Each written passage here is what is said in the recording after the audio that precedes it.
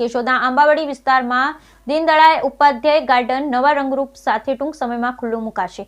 કેશોદના આંબાવાડી વિસ્તારમાં આવેલ દીનદયાળ ઉપાધ્યાય ગાર્ડન નવા રંગરૂપ સાથે ટૂંક સમયમાં ખુલ્લો મૂકવામાં આવશે। ઘણા સમયથી કેશોદના બગીચાની સ્થિતિ કંડમ હાલતમાં હતી। પાલિકા પ્રમુખ તરીકે યુવા અને ઉત્સાહી પ્રમુખ મેહુલ ગુંડલિયા શાસન પર આવતા બગીચાના વિકાસના દ્વાર ખુલશે તેવી શહેરીજનોમાં ઝંખના જાગી। જૂનાગઢ જિલ્લાના કેશોદ શહેરના આંબાવાડી વિસ્તારમાં પાલિકાને દાનમાં મળેલી કિંમતી જમીનમાં શહેરીજનો માટે એકમાત્ર જાહેર ગાર્ડન છે, જેને પંડિત દીનદયાળ ઉપાધ્યાય ગાર્ડન નામકરણ કરાયેલ હતું, પરંતુ ગાર્ડનમાં બાળકો રમી શકે અને લોકો બેસી શકે તેવી આધુનિક સગવડોનો અભાવ હતો। તે સગવડ વધારે પૂરી પાડવા શહેરીજનોમાંથી માંગ ઉઠી રહી હતી। કેશોદના આંબાવાડી વિસ્તારમાં આવેલા નગરપાલિકા સંચાલિત દીનદયાળ ઉપાધ્યાય ગાર્ડનનું સંપૂર્ણ રિનોવેશન કરવામાં આવ્યું છે। કેશોદની આન બાન શાન સમા આ બગીચા કેશોદના લોકો માટે એક નવું જ નજરાણું ભેટ મળવા જઈ રહ્યો છે। કેશોદના યુવા અને ઉત્સાહી નગરપાલિકા પ્રમુખ મેહુલભાઈ ગુંડલિયાના જણાવ્યા મુજબ આ બગીચામાં આધુનિક સુવિધા વધારવામાં આવી છે। બાળકો માટે અવનવી રાઇડ્સ, હિંચકા, લપસણી, રમતગમતના સાધનો, યુવાનો માટે તંદુરસ્તી સારી રહે અને કસરત કરી શકે એ માટે જીમનું બાંધકામ કરવામાં આવેલું છે। બાળકો માટે સ્કેટિંગ રિંગ બનાવવામાં આવેલ, અહીં સવાર સાંજ નિયમિત વોકિંગ કરવા માટે આવે છે। તેમના માટે સુંદર ટ્રેક બનાવવામાં આવે છે, તેમજ રંગબેરંગી લાઇટ્સવાળા ફુવારા જે બગીચાનું એક આકર્ષણ છે તે પણ બનાવવામાં આવેલ છે।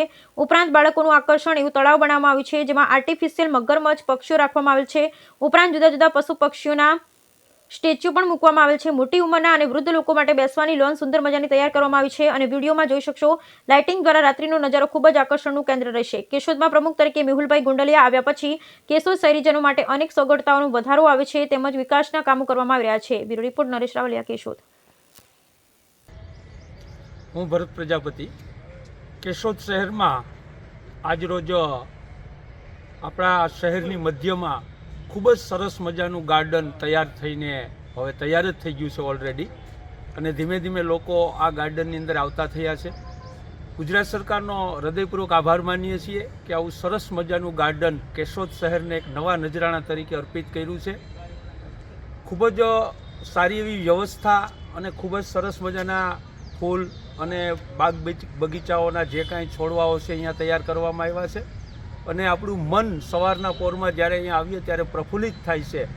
કેશોદ શહેરની જનતા માટે આ સુંદર મજાનું એક નજરાણું છે, અને કેશોદ શહેરની જનતા જો આનો સરસ રીતે કેર કરશે તો ભવિષ્યમાં આ ગાર્ડન લોકો માટે ખૂબ જ ઉપયોગી થવાનું છે।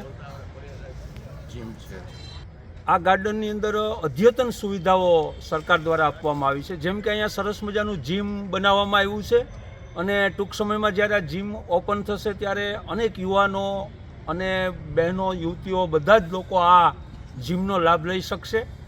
મારી એક્ઝેક્ટ પાછળ જ સરસ મજાનું એક ફુવારો તૈયાર કરવામાં આવ્યો છે, અને આ ફુવારો મને લાગે કેશોદ શહેરની અંદર ખૂબ જ લગભગ પ્રથમ વખત લોકોને જોવા મળશે। આજ સુધી આવી કોઈ વ્યવસ્થા કેશોદ શહેરમાં નહોતી, પરંતુ આ ફુવારો પણ જ્યારે શરૂ થશે એમનું કાચ ફિટ કરવાનું કામ અત્યારે ચાલી રહ્યું છે, અને ટૂંક સમયમાં ફુવારો પણ શરૂ થવાનો। આ શહેરના આ મધ્યની અંદર આવેલ ગાર્ડનમાં અનેક પ્રકારના પ્રાણીઓના સ્ટેચ્યુ મૂકવાના છે, જે જંગલી પ્રાણીઓ આપણે જંગલમાં જઈએ ત્યારે જોવા મળતા હોય, પરંતુ અહીંયા ગાર્ડનની અંદર પણ બાળકોને પ્રાણીઓ જોઈને એવો અહેસાસ થશે ખરેખર આ સાચા જંગલી પ્રાણીઓ છે।